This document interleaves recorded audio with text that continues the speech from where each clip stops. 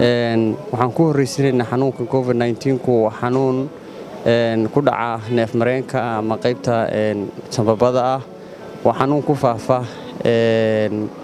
istaabashada inta badanna loo yaqaano air dropletska ama hawada xanuunkani waxa uu muddooyinkii ugu dambeeyay labada sane ugu dambeeyay uu ka jiray adduun weynaha ama caalamka saameyn aad u baaxad weyn ayuu ku yeeshay haddaynu ka hadalno dhinaca dhaqaalaha dhaqaalaha adduunku hoos ayuu aad ugu dhacay saameynta xanuunka awgeed halka uu xidhay warshadihii waaweynaa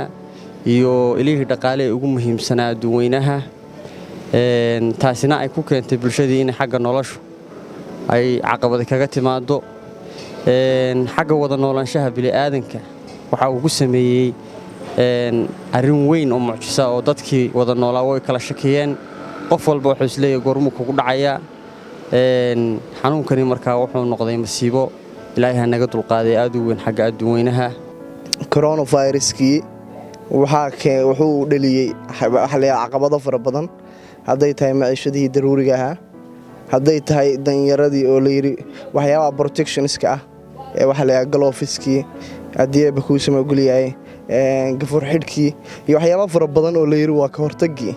oo waxa layaha qiimahoodiina kor usii kacayaan dadkii danyarada ahana aan haysan marka waxaad moodaa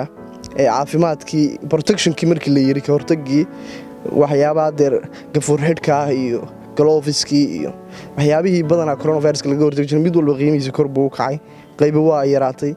oxygentoyana aad ma ogtihiin waxa la yidhaahdo saamaynta ay ku leedahay iyo baahida ugu muhiimsan coronaviruska inay tahay iyana waxaad ogtihiin meelaha qaar baynaan laga hayn deegaankeenna waad ogtihiin oxygenta taalla iyo xaaladiisa danyaradii marka waxaad moodaa xanuunkii inuu yahay xanuun dadkii dabaqada ladan ku jiray ay ka hortagi karaan keliya danyaradii ma haystaan waxa la yidhaahdo galofis badan dee danyaradu iskuma jirtee dadka liitaay maalin walba galofiskan ama mid taagan ah waxaa la yidhahdaa gafuur xidhkan iyo galofiskii oo kale wixii mar walba ma heli karaan marka waxaan baaq u dirayaa cid walba oo caafimaadka iyo howlaha ku taxalluqa wasaaradda caafimaadka ugu horeyso waxaa la yidhahdaa hay-adaha ka shaqaynaya in waxa la yidhahdaa laga hortago xanuunkaas fiditaankiisa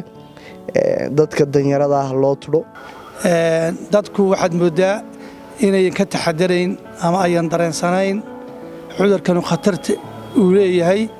waxaa arkaysaa dadkii oo isugu imanaya makhaayadihii oo aan maaski xidhnayn ama galafyo xidhnayn ama aad moodda inayan dareensanaynba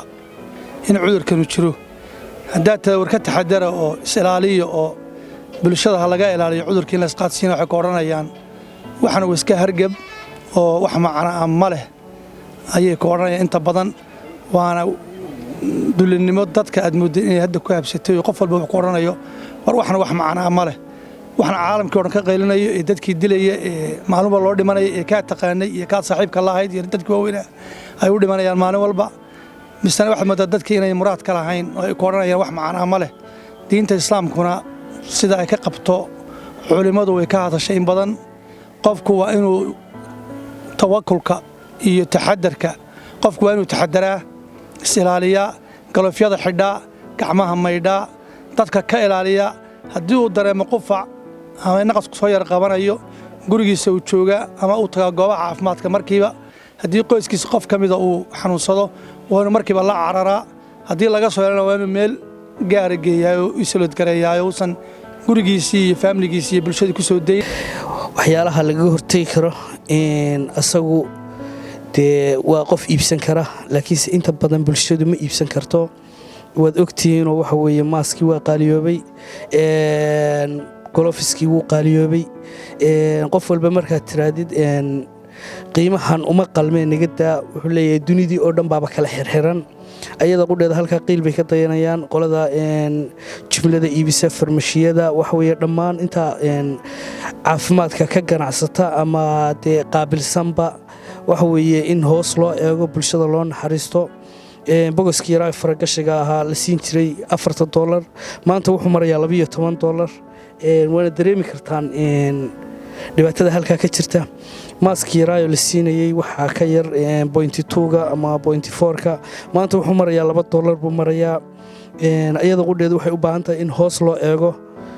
bulshada gobolkana waxaan ku baraarujinayaa inaad qaadataan talooyinka layni siinayo ka hortagtaan cudurkan tallaabooyin adag aad ka qaadaan iswacyigelisaan